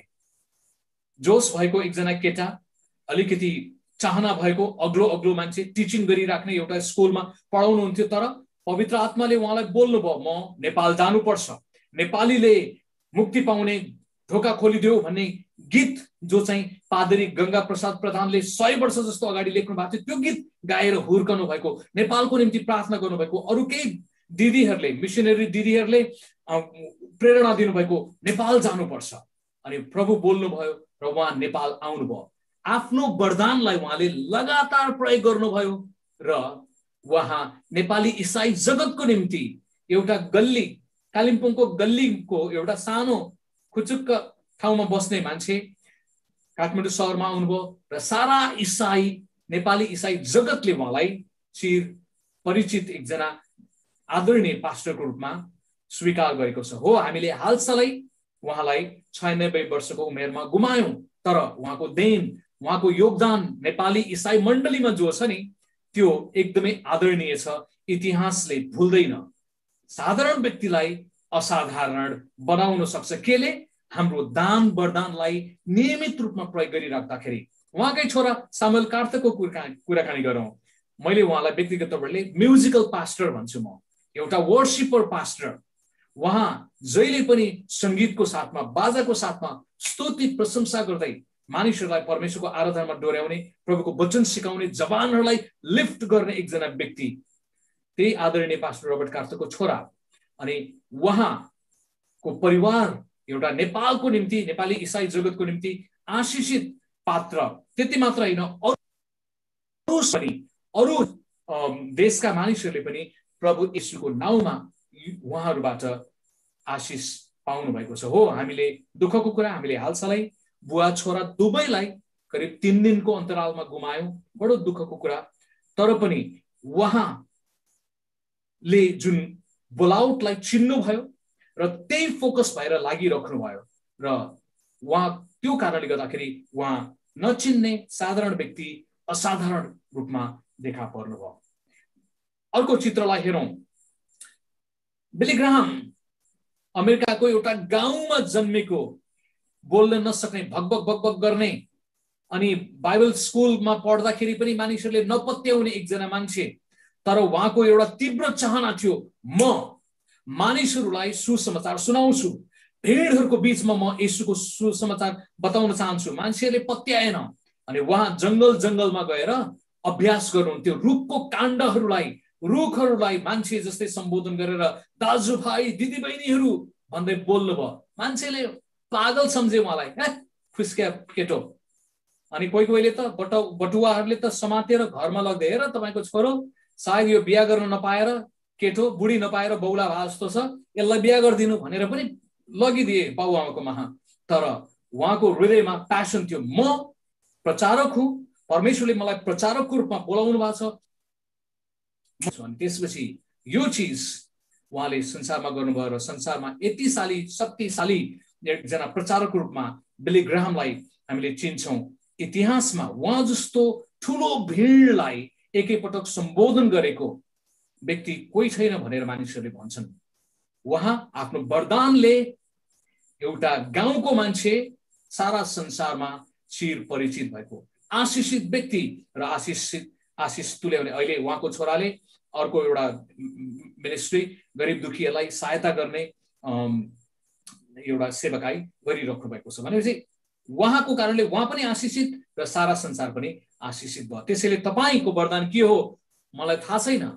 म एउटा शिक्षकको रूपमा म उत्साह दिन चाहन्छु। तपाईकोमा दान वरदानहरू छ, चिन्ने, बुझ्ने र मान्छेले देखोस् नदेखोस् त्यसको मतलब छैन। तपाईलाई मान्छेले चिनोस् नचिनोस् मतलब छैन। खुरुखुरु इमानदारीतापूर्वक तपाईको वरदानलाई प्रयोग गरिराख्नुहोस् भन्ने मेरो उत्साह दिन चाहन्छु। संसारको क्षेत्रमा हेर्ने हो भने चार्ली च्याप्लिन कसरी प्रख्यात भएको हो, कसरी संसारभरि हास्य कलाकारको एउटा गुरु, father of caricature, father of comedy भनेर उनलाई किन भनिन्छ? किनभने उनले आफ्नो शारीरिक दान वरदान जो छ क्षमतालाई लगातार प्रयोग गरिराखे, कम्प्रोमाइज गरेनन्। लगातार मान्छेलाई आनन्द दिने, हँसाउने। हो, यो मान्छे गरिब थियो, यो मान्छे अभावमा थियो, तर त्यही दान वरदान प्रयोग गरेर नै उसको आर्थिक अवस्था धेरै माथि माथि माथि गयो अनि धेरै व्यक्तिको नमुना पनि बनेका छन्, प्रख्यात भए। दान वरदानले मान्छेलाई तलबाट माथि लैजान सक्छ। अर्को हेरौँ, हामी अन्ततिर आइराखेका छौँ। रामकृष्ण ढकाल, तपाईले सायद आशीर्वाद भन्ने फिल्म हेर्नु भएको होला। मैले संसारको कुरालाई पनि अलिकति प्रयोग गर्न चाहे। रामकृष्ण ढकाल सानोदेखि नै गरिबी अवस्थामा जकडिएको मान्छे, झन्डै सिंगल प्यारेन्टबाट अलिअलि जतन गरिएको एकजना व्यक्ति, तर हो अर्काको घरमा नोकर बनेर बसेको बाल्यकाल छँदाखेरि। तर उनको वरदान थियो गीत गाउने, उनको रुचि थियो गीत गाउने। जहाँसुकै जाँदाखेरि पनि गीत उनले कहिले पनि छोडेनन्। बाजाहरू बजाउँदै, टेबल ठटाउँदै, बच्चाहरूलाई स्कुल पुर्याउँदाखेरि पनि गीत गाउँदै हिँड्थे। अनि मान्छेहरूले त बाबु त्यो बच्चा बिमारी भएर तिमीले त्यसको लागि माग्या हो पनि भनेर भन्यो। तर उनको प्यासन थियो, मनको कुरालाई उनले गाइराखे। र रामकृष्ण ढकाल एउटा चिर परिचित व्यक्ति, उसको आर्थिक अवस्था, सामाजिक अवस्था, मानसिक अवस्था धेरै कुरालाई माथि लग्यो। केले? उसको शारीरिक दान वरदानले। यदि शारीरिक दान वरदान प्रयोग गरेर त संसारका मान्छेहरू तलबाट माथि हुन्छन् भने हामी परमेश्वरको मानिसहरू उहाँले दिनुभएको दान वरदानहरूलाई प्रयोग गर्दाखेरि प्रभुको प्रतिज्ञा नै छ, तिमीहरू पुच्छर होइन तिमीहरू शिर हुनेछौ। आमेन। त्यसैले इमानदारीतापूर्वक खुसी साथ अरूसँग तुलना नगरिकन हाम्रो जे छ त्यो कुरालाई प्रयोग गर्दै जानु परमेश्वरको योजना हो। हामी अर्को बुदामा जानेछौँ। आजभोलि तपाईले चिन्नुभएको हुनुपर्छ, सुन्नुभएको रमेश प्रसाई भन्ने एकजना व्यक्ति। यिनको लाई अनुहार हेर्नुभयो भने आँखा छैन, बिचरा दृष्टिविहीन, तर यिनी सार्वजनिक एकजना वक्ता, मल्टी गिफ्टेड मान्छेको रूपमा संसारले उनलाई चिनेको छ। यदि उनले आफ्नो गिफ्टलाई प्रयोग नगरेको भए, म चाहिँ दृष्टिविहीन, म बिचरा सारा संसारले देख्छ, हे प्रभु तपाईले के गर्नुभयो भनेर गनगन मात्रै गरेको भए, नकारात्मक मात्रै सोच लिएर गएको भए, मेरो केही चलाउँदिन भनेर चुप लाएर बसे भए कसैले पनि चिन्दैन थियो नि। उनले आफ्नो गलालाई प्रयोग गरे। उनी राम्रो कलाकार। हालसालै उनले एउटा यस्तो मजाको गीत गाइदियो, तपाईले याद गर्नुभएको छ कि छैन, 50 वर्ष अगाडि त्यो गीत कालिम्पोङतिर रेकर्ड गरिएको, तर लुकेर बसेको गीतलाई उनले गाएपछि फेरि हिट बनाइदियो। आफू पनि आफ्नो दान वरदानले माथि आए र अरूहरूलाई पनि ल्याइदिने काम चाहिँ दान वरदानमा त्यो कुरा हुन सक्छ। यदि संसारको मानिस, परमेश्वरलाई नचिनेका मानिसहरूले त दान वरदानलाई प्रयोग गरेर, सिप खुबीलाई प्रयोग गरेर माथि जान सक्छन्, दुनियाँलाई आनन्दित तुल्याउन सक्छन् भने झन् हामी प्रभुलाई चिनेका ज्योतिका सन्तानहरू किन अरूसँग तुलना गर्ने, किन हामी भयभीत हुने? हामी लगातार प्रभुले जे दिनुभएको छ धन्यवादी भएर अगाडि बढिराख्नु परमेश्वरको योजना हो। अर्को उसमा जाउँ है त। मेरोमा 10 वटा पोइन्ट बनाएको थिएँ, तर समय हाम्रो निकै गइराखेको। कति बज्यो? निकै अगाडि बढिरहेछ। मण्डली फुट्ने समस्यालाई रोक्न सक्छ। यदि हामीले दान वरदानलाई राम्रोसँग चिनेका बुझेका छौँ भने मण्डली फुट्ने समस्यालाई रोक्न सक्छ। यहाँ मैले पद चाहिँ ठ्याक्कै दिइनँ, तर प्रेरित 15 अध्याय तपाईले लेख्नु होला। प्रेरित 15 अध्याय। प्रेरित 15 अध्यायमा एउटा समस्या छ मण्डलीमा। एउटा समूहले भन्यो, जब सुरुको मण्डली, यरुशलेमको मण्डली के थियो भने त्यो यहुदीहरू मात्रै थियो, प्योर यहुदीहरू मात्रै थियो, एउटा जातिको मात्रै थियो, एउटै संस्कृति थियो, एउटै भाषा थियो। तर एन्टियोकमा पुगिसकेपछि जब अर्को मण्डली सुरु भयो, एन्टियोकमा चाहिँ यहुदी सँगसँगै अन्य जातिहरू पनि प्रभु येशूको राज्यमा आउन थाले। अब अन्य जाति आइसकेपछि कट्टरपन्थी यहुदीहरूले के भन्न थाले भने,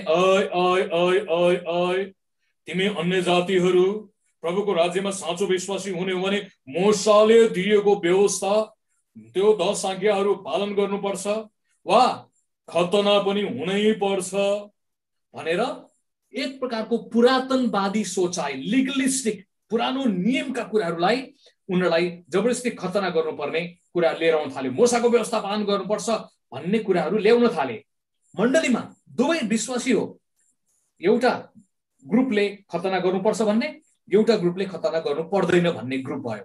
अनि चर्को विभेद भयो अनि त्यहाँ मिसअन्डरस्ट्यान्डिङ भयो। तर राम्रो कुरा, ती सबै मानिसहरू प्रेरित 15 अध्यायमा छलफल गर्नलाई, साझा छलफल गर्नलाई प्रार्थना सहित तिनीहरू आए र उनीहरूले एकअर्काको कुरा सुने, बुझे, बाँडचुँड गरे र निष्कर्षमा के निस्क्यो भने पुरानो नियममा परमेश्वरले यो दिनुभएको, मोसाद्वारा दिनुभएको वा अब्राहमद्वारा दिनुभएको जो नियम छ खतना गर्नुपर्ने, यो चाहिँ अब अन्य जातिहरूको निम्ति होइन। हाम्रो यहुदीहरूको भयो, तिमीहरू गर्छौ भने गर, तर अन्य जातिलाई दुःख नदेऊ, छोड्देऊ, नो खतना। खतना बिना पनि यिनीहरू प्रभुको राज्यमा आउन सक्छन्। समझदारी आयो नि त। यिनीहरूले एकअर्काको कुरालाई सम्मान गर्यो, आदर गर्यो र एकअर्काको कुरालाई बुझ्यो। याकुबले बोलेको छ आफ्नो अन्तिम निर्णयको रूपमा, मेरो विचारमा हामीले यो बोझ दिनु हुँदैन भन्यो। पत्रुस सहमति भयो, पावल पनि सहमति भयो, अरू विरोधीहरूले ठिकै छ भनेर त्यहाँ सहमति समझदारीमा आयो। त्यसैले सही शिक्षा, आफ्नो दान वरदान बुझ्ने हो भने हामीले एकअर्कालाई आदर गर्न थाल्छौँ र एकता लिएर आउन सक्छ। यसले समर्थनका कुराहरू लिएर आउन सक्छ। यसले उन्नति प्रगति गर्न सक्छ र मण्डली फुट्नबाट बचाउन सक्छ। कहिलेकाहीँ यो शिक्षा नबुझेको कारणले, आफ्नो दान वरदान नबुझेको कारणले गर्दाखेरि पनि मान्छेहरूमा मतभेद भएको मैले पाएको छु। त्यसैले सही तवरले हामीले शिक्षा पाएको खण्डमा, यो दान वरदान के हो भनेर बुझेको खण्डमा यसले मण्डलीको उन्नति प्रगति गर्न सक्छ। हातेमालो गरेर हामी बढ्नलाई यसले हामीलाई सहायता गर्छ। हामीले एकअर्काको अस्तित्वलाई स्वीकार गर्छौँ। पास्टर मात्र होइन रहेछ, अगमवक्ता पनि चाहिन्छ, प्रेरित पनि चाहिन्छ, प्रचारक पनि चाहिन्छ, वा जवान व्यक्तिहरू चाहिन्छ, अरू दान वरदान भएका मान्छे पनि चाहिन्छन्, एल्डर डिकनहरू चाहिन्छ। मिलेर गर्ने हो है। डिक्टेटरशिप, हिटलरपना परमेश्वरको राज्यमा चल्दैन। त्यसैले अहिले नयाँ नियममा परमेश्वरले ल्याउनु भएको चाहिँ सबैजना मिलेर शरीरको रूपमा काम गर्ने भन्ने परमेश्वरको चाहना हो। पुरानो नियममा मोसा एउटा मूल अगुवा थियो, उसको कुरा सुनेर अरूले त्यो कुरा मान्थ्यो। तर नयाँ नियममा अब धेरै उहाँले 12 प्रेरितहरू छान्नु भयो। फरक फरक स्वभावका, दान वरदानहरू फरक फरक छ, तर मिलेर एकअर्कालाई आदर गर्दै सहकार्य गर्दै जाओस् भन्ने परमेश्वरको चाहना। अर्को बुदामा जाउँ। सही शिक्षा र ज्ञानले अलमल र झुटको कुरालाई चिन्न सहायता गर्छ।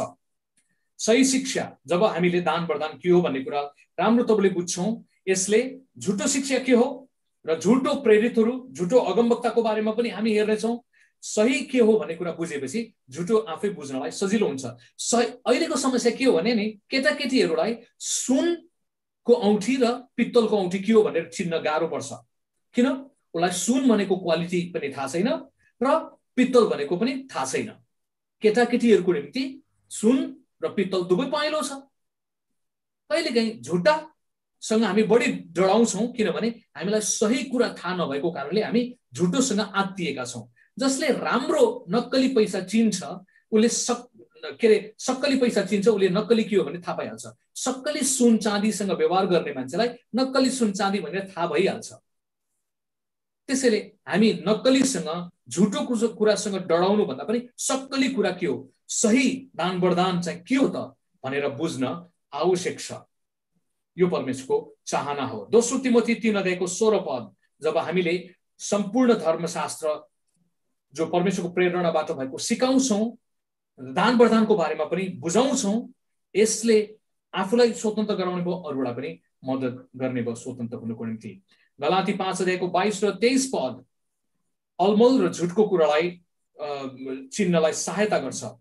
गलाती 5 अध्यायको 22 र 23 पद पछि पनि हामी हेरौँला। तर नक्कली र सक्कली भन्ने कुरा कसरी थाहा पाउने भन्ने कुरा यो गलाती 5 को 22 र 23 पदले थाहा पाउन सक्छ। नक्कली मान्छेहरूकोमा प्रेम हुँदैन, उसले बोलेपछि त्यहाँ फुट झगडा हुन्छ, उसले तिमी त्यो चर्चमा गइराख भनेर भन्नुको बदलीमा मेरो चर्चमा आऊ भन्छ नक्कली प्रेरितले, नक्कली अगमवक्ताले। त्यो चर्चमा दशमंश भेटिदिनुको बदलीमा मलाई देऊ, मेरो सेवामा पठाऊ भन्छ नक्कलीहरूले। उसकोमा आनन्द अरूहरूको टिमसँग मिलेर उसलाई आनन्द लाग्दैन, मेरो झण्डा मात्र आउनुपर्छ, माथि मात्र भन्छ। उसकोमा शान्ति देखिँदैन, आफ्नो मात्रै नाम आयो भने शान्ति हुन्छ, अरूको नाम आयो, अरूहरूको पनि हाइलाइट आउनु भयो भने उसलाई अशान्ति हुन्छ। धैर्य छैन। शैतानको आत्मा मान्छेको आत्माबाट, भूतको आत्माबाट तुरुन्तै हुनुपर्छ, मलाई अहिले चाहिन्छ भन्ने सोचाइमा जान्छ नि। उसले धीरजको पाठ सिक्न चाहँदैन। दया, भलाइ, विश्वस्तता, नम्रता, सहकार्यको आत्मा। अनि हामीले अहिले जो गरिराखेका छौँ, विभिन्न पृष्ठभूमिका मानिसहरू आएर प्रेयर टिमलाई म फेरि पनि बधाई दिन चाहन्छु। हामीले यो पुलको सेवा तपाईँले गर्दै हुनुहुन्छ। विभिन्न व्यक्तिहरूलाई सहकार्य गर्नको निम्ति जो नम्रता चाहिन्छ। आफ्नो परिचय थियो होला, आफ्नो कुरा थियो होला, तर यी सबै कुरालाई छोडेर हामी प्रभुको चरणमा प्रभुको नाउँको खातिर हातेमालो गर्दै बढौँ भन्ने मानसिकता त्यो हुन्छ। जो चाहिँ ख्रिस्ट येशूको आत्माबाट होइन, आफ्नो करिश्माबाट चलेको हुन्छ, उसकोमा क्यारेक्टर कमजोर होला। उसले चाहिँ मेरो मात्रै समूह, मेरो मात्रै ग्रुप, मेरो मात्रै वरदान, मेरो मात्रै अरूसँग हामी गर्दैनौँ हातेमालो भनेर भनिदिन्छ। अनि यस्ता व्यक्तिहरूलाई पनि हामी गहिरो तवरले यो 8-10 हप्ताको शिक्षामा बुझ्नेछौँ, सक्कली र नक्कली बुझ्नेछौँ। अर्को कुरामा हेरौँ त, झन्डै यसलाई मैले अन्तिम पदको रूपमा राखेँ, तर 2वटा बुँदा म थपिदिन्छु, झन्डै 8वटा कुरा भने। दान वरदानहरू चाहिँ फल फल्नको निम्ति सहायता गर्ने टेवाहरू हो। 9औं बुँदामा दान वरदानहरूले फल फल्नलाई, चाहे त्यो आत्मिकी होला चाहे भौतिक होला, त्यो फल फलाउनको निम्ति त्यो टेवा दिने हो। जस्तै तपाईँले सुन्नुभयो होला नि, काँक्रोलाई थाक्रो भन्ने सुन्नुभयो होला नि, होइन? काँक्रोलाई थाक्रो राख्दाखेरि के हुन्छ? राम्रोसँग फल्न सक्छ। वा अंगुरको बोट तपाईले थाक्रो दिनुभएको छ भने राम्रोसँग फल्न सक्छ, तल पनि फल्छ, तर चाँडो किराले के लाग्ला, तर थाक्रो परेको छ भने दान वरदानहरू चाहिँ त्यो व्यक्तिको निम्ति थाक्रो, मण्डलीको वा त्यो प्रयोगकर्ताको निम्ति थाक्रोको रूपमा सपोर्ट त्यसले गर्न सक्छ। जस्तै पत्रुस पास्टरको सेवकाईलाई प्रभुले बोलाउनु भएको, तर उसकोमा चंगाईको वरदान थियो। चंगाईको वरदान प्रयोग गर्दाखेरि के भयो? मण्डली वृद्धिमा सहायता गर्यो। उसकोमा आत्मा छुटाउने वरदान थियो र खराब आत्माका मान्छेलाई उसले गाली गर्न सक्यो। यो चाहिँ त होशियारी गस, तीतोपनाको आत्मा छ भनेर उसले भन्न सक्यो। उसकोमा विश्वासको वरदान थियो, विश्वासबाट उसले अगमबाडी बोल्यो वा आश्चर्य कर्म गर्न सक्यो। सेवाको निम्ति दान वरदानले हामीलाई सपोर्ट गर्छ। त्यसैले बोलेको बोलीलाई त्यसले शक्तिशाली रूपमा मद्दत गर्छ। चंगाईको वरदानले के गर्छ? हामीलाई हाम्रो सेवामा सपोर्ट गर्छ। मण्डली वृद्धिको निम्ति त्यो चंगाईको वरदानले, आश्चर्य कर्मको वरदानले, विश्वासको वरदानले मद्दत गर्ने भयो नि त। त्यसैले वरदानहरूले प्रशस्त फाइदा गर्छ। र निचोडमा भन्यो भने, 10औं बुँदा भन्यो भने, वरदानले मण्डलीको वृद्धि र विकासमा सहायता गर्छ। कुनै पनि दान वरदानहरूले परमेश्वरको राज्यको वृद्धि र विकासमा सहायता गर्छ। जसै एउटा शिक्षकले प्रभुको वचन सिकाउँछ, ऊ आफै पनि बढ्छ र अरूलाई पनि बढाउँछ। प्रचारकले प्रचार गर्छ, आफू पनि बढ्छ र अरूलाई पनि प्रभुको राज्यमा वृद्धि गर्छ। बिली ग्राहमले मण्डली वृद्धि गराउने काम गर्नुभयो, हैन? मिशनरीहरूले अर्को ठाउँमा गएर मण्डली स्थापना गर्नुभयो उहाँको वरदानलाई प्रयोग गरेर। त्यसैले प्रियहरू, हाम्रो वरदानलाई लगातार पूरा गरौँ। किन भन्दाखेरि अन्तमा फेरि पनि एउटा राम्रो पद पढेर हामी अन्त गर्नेछौँ। याकुब 1:17 सबैले मिलेर सँगसँगै पढौँ है त। याकुब 1:17। हरेक असल, हजुर सबैजना मिलेर असल दान र हरेक सिद्ध वरदान स्वर्गबाट हो। यो वरदान ज्योतिका पिताबाट आउँछ। बदलिरहने छाया जस्तो उहाँमा कुनै पनि हेरफेर हुँदैन। भनेपछि राम्रा दान वरदानहरू, असल कुराहरू परमेश्वर पिताबाट आउँछ। त्यसैले हामीले तुलना नगरिकन, गणगण नगरिकन यसलाई प्रयोग गर्यौं परमेश्वरको महिमाको निम्ति। यसले हामीलाई र अरू सबैलाई आशिष लिएर आउँछ ढिलो छिटोको कुरा हो। त्यसैले यो फाइदाका कुराहरू धेरै छन्। अरू के फाइदा छ छलफल तपाईँले गर्ने, हामीले युट्युबमा यो कुरा हाल्नेछौँ र तपाईँले अरू बुदाहरू त्यहाँ यो पनि म थप्न चाहन्छु भन्ने लाग्छ भने तपाईँले त्यहाँ सोध्न सक्नुहुन्छ, थप्न सक्नुहुन्छ, सेयर गर्नुहोस् युट्युबमा नै। त्यसपछि क्वेसन छ भने तपाईँले त्यही नै क्वेसन त्यो युट्युबमा नै त्यो गएर गर्न सक्नुहुन्छ र हाम्रो टिमले त्यो हेर्नुहुन्छ र त्यो टिमले मलाई पनि त्यो क्वेसनहरू लिएर आउनुहुनेछ र हामी यसरी एकअर्काबाट सिक्दै आशिषित हुँदै बाँडचुट गर्दै पनि अगाडि बढ्नेछौँ। मलाई लाग्छ आजको निम्ति मेरो तर्फबाट भन्ने कुरा यति नै हो र अर्को हप्तामा चाहिँ हामी प्रेरितको सेवाको बारेमा हेर्नेछौँ र तपाईकोमा कुनै जिज्ञासा केही कुरा छ भने फेरि मैले ब्याक टु सञ्चालक भाइलाई यो समय दिएँ। प्रभुले तपाईहरु सबैलाई धीरजसँग बस्नु भएको निम्ति धन्यवाद र प्रभुले आशिष दिउन् भन्ने कामना गर्न चाहन्छु। जय मसीह। आमेन। हुन्छ, हामी जोरदार ताली बजाएर उहाँलाई धन्यवाद दिनेछौँ।